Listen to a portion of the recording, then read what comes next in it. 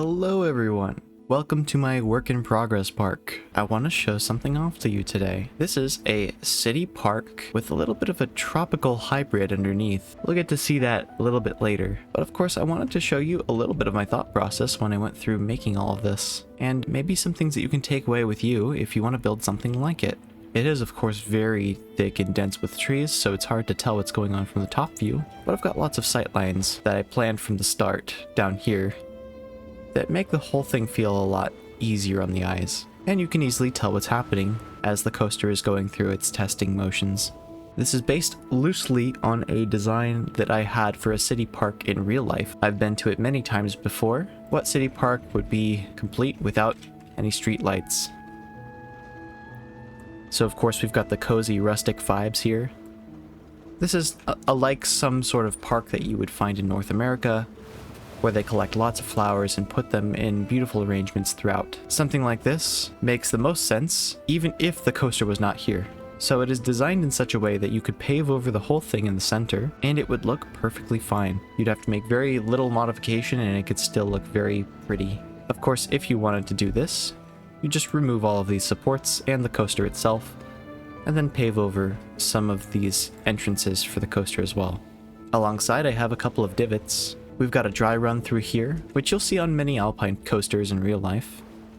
This takes a little bit of more effort on the player's part because this is a blueprint designed to be placed in the ground. You'll need to do some excavation for this, which is more annoying than a lot of players would prefer. For instance, there's a bit of coaster underneath here, if I select it, that you have to be very careful of so that you don't over-terraform it. Like most parks that are of this size and much larger, I have a sign for each corner when you're looking out from the corner.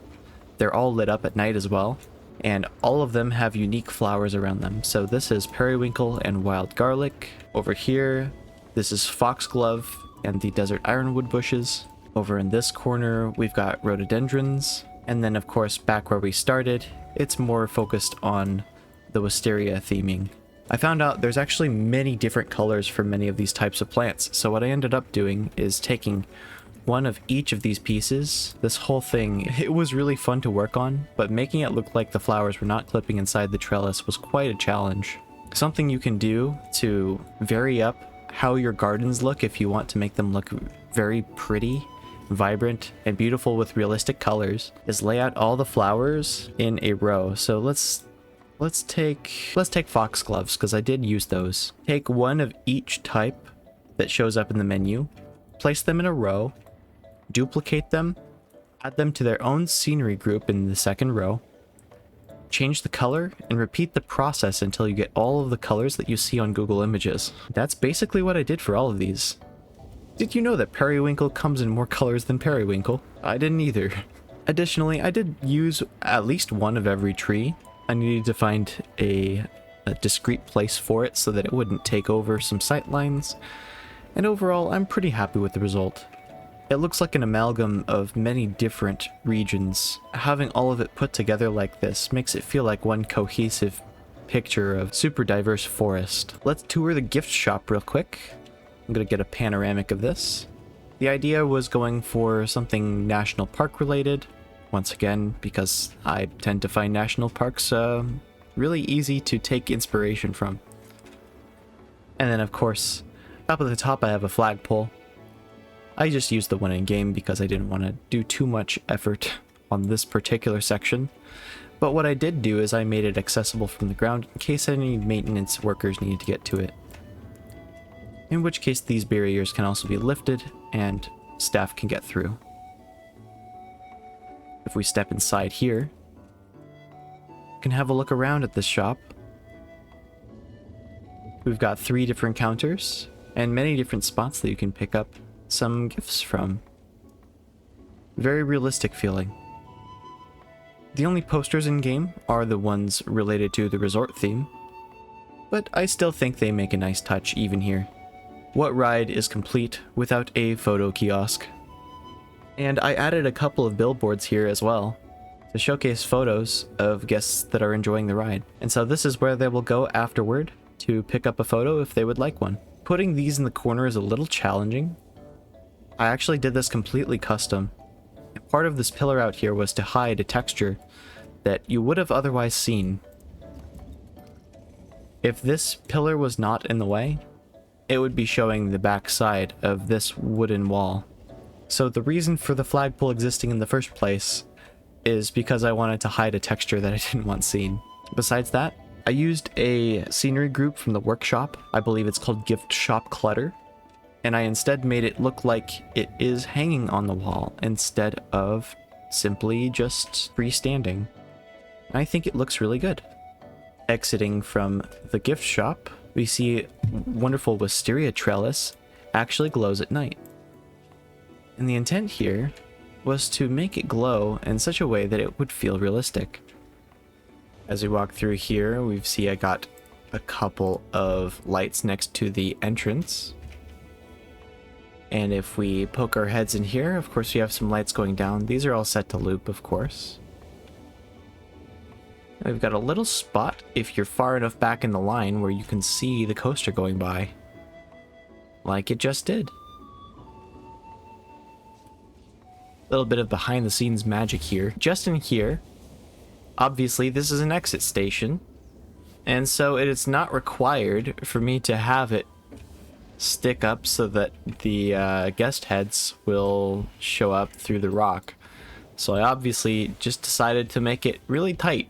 I like to do that with a lot of my boats that are moving from the exit to the entrance station.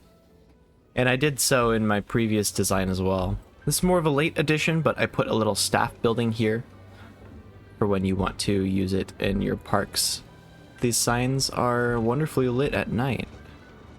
If you ever find yourself using these called blackthorn bushes, please be aware, whenever you place anything around them, their hitbox is just this tall. It's really frustrating. I intend to put something on the issue tracker and hopefully Frontier can deal with this pretty soon. This entire build was first placed and worked on according to the world grid, and it has made my life so much easier. So let me explain what this does real quick. So if I was to grab any wall of any sort, this is automatically aligned to the world grid. I have not touched it at all. And if you want to, you can reset the rotation to make sure that it is in fact on the world grid. It'll be aligned to one of the 4 cardinal directions if it's a flat surface.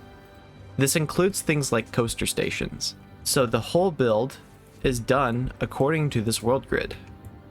If I take this block from one end and I move it to the other, it's exactly the same as if it was on the other side as far as where it is on this curb, which is awesome.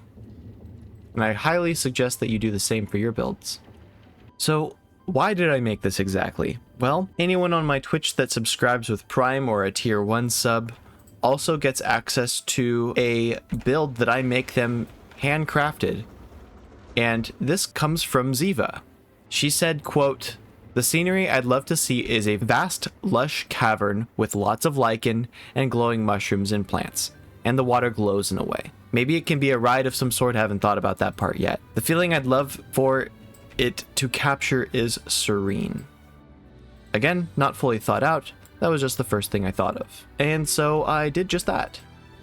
I kind of went above and beyond for sure. This is the original idea. Glowing mushrooms, almost glowing water, a really pretty area. Cool stuff all around. Another thing I could focus on, these mushrooms, quote unquote, are actually just tabletop coral. You can put them on any surface and it looks convincing enough. Same goes for the brain coral too. As long as you get the colors right, they do glow ever so slightly.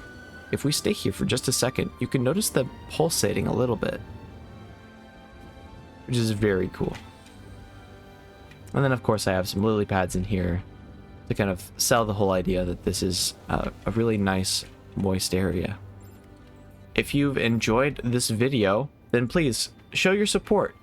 I'd love to hear a comment from you about what you liked about it. Maybe there's something I can explain a little bit better. And if you would like this build, the workshop code will be in the description. If you want to find me on other platforms and see screenshots of this rather than the video form that I've just showed, you can find it on Reddit. Once again, thank you all for watching, and I hope you all have a lovely day.